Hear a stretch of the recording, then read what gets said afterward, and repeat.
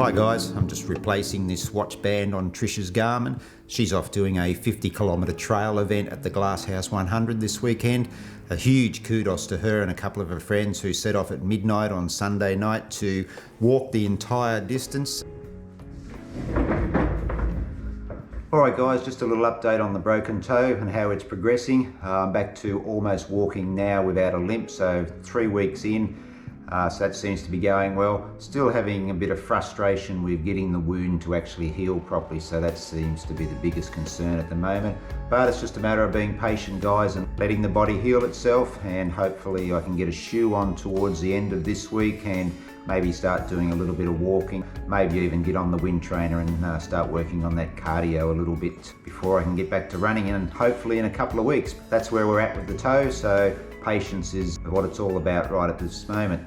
Alright guys, still following on with the same theme of the past videos and answering more of your MAF questions. Alright guys, before I get into answering your questions about the MAF, I just want to thank everybody who's left comments down below on these videos, offering their best wishes to me and a speedy recovery from this broken toe. I really do appreciate it guys. It really gives my spirits a bit of a lift.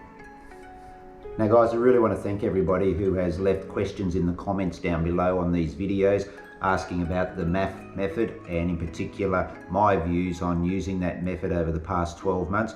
Really do appreciate it guys, because it's allowed me to keep making these videos while I've been out injured. Alright guys, let's dive into a few of these MAF questions.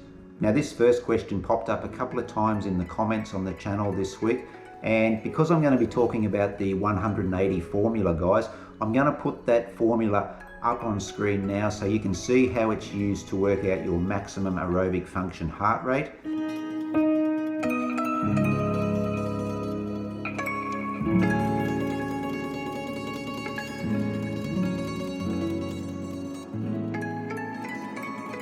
Now this question from William and Don went along the lines of, instead of increasing your heart rate by 10 beats at age 65, would it be better to increase your heart rate by 5 beats per minute at age 55 and then another 5 beats per minute at age 60?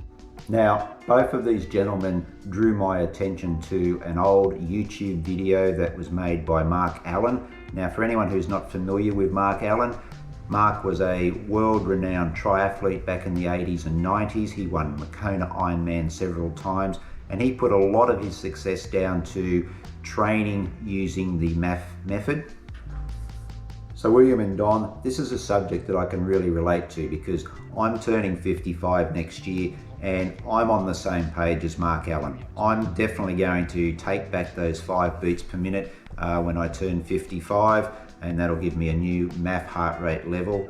But I think we need to be a little bit careful with fiddling around with the MAF method. I think you've really got to take into account your exercise history, your current fitness level, and those sort of things, guys. For me, I've been running for many years now, and I have a good fitness level and a good solid aerobic base. So I think that for me, definitely I can do that extra 5 beats per minute when I turn 55. On the other side, guys, if you're only a new runner or you don't have a strong background in exercise, then I think you've really got to stay true to the MAF method formula and work from there. It's all about building that aerobic base, and if the MAF formula says that if you're 60 and the MAF formula says that you've got to stick to 120, if you're new to running or exercise, then I think that's what you've got to go with, guys. But if your history is good in fitness and in exercise and in running, then by all means, I am in total agreement with Mark Allen that you adjust that MAF formula at age 55 and then again at 60, because if you are a regular runner like myself, and my current MAF level is 131, which I believe is a little bit lower than what it should be. Guys, I'm really looking forward to turning 55, getting up to 135 beats per minute on that heart rate. William and Don, if you have been running for a while and you've got a good exercise history and you've got a good fitness level, by all means guys, give yourself back that 5 beats per minute. That's my personal view. Not everyone's going to agree with it. Okay guys, another question, and this is from 338, and this relates to a video I made a few months ago now where I used the MAF heart rate to run some intervals. And I think from memory, guys, I ran the ASSO session, so I think I did 10 800s with a 200 meter walk recovery. I'll put a link to that video up there in that top right hand corner so you can go back and have a look at it, guys. But 338 wanted to know why I did it that way. At that stage, I was just getting a little bit stale with the MAF running, so I thought I'd mix it up a little bit by doing some intervals. It really worked well, 338, because I was able to run at that little bit quicker pace, and having the walk recovery between each of the 800 meter intervals allowed the heart rate to drop back down to a nice slow level before I did the next interval.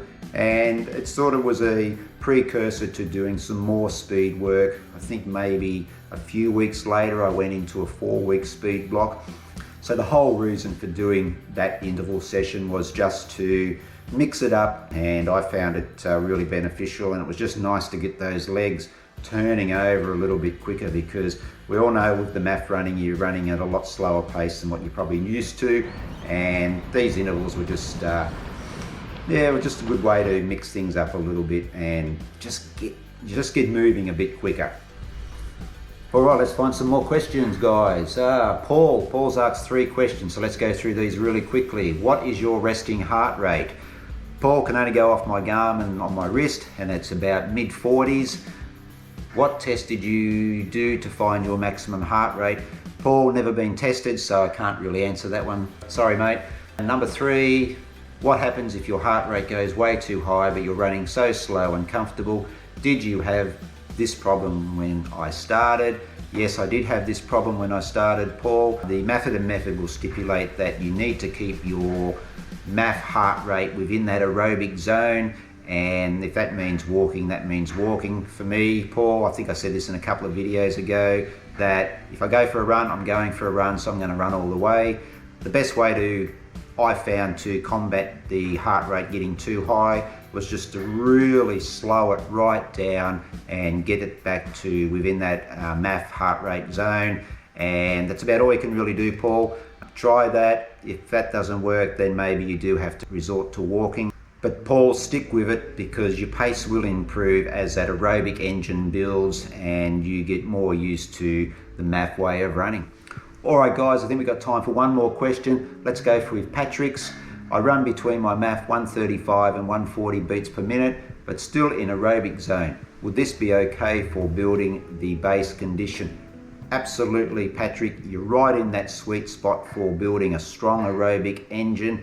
I would just carry on with what you're doing, Patrick, because you're definitely on the right track.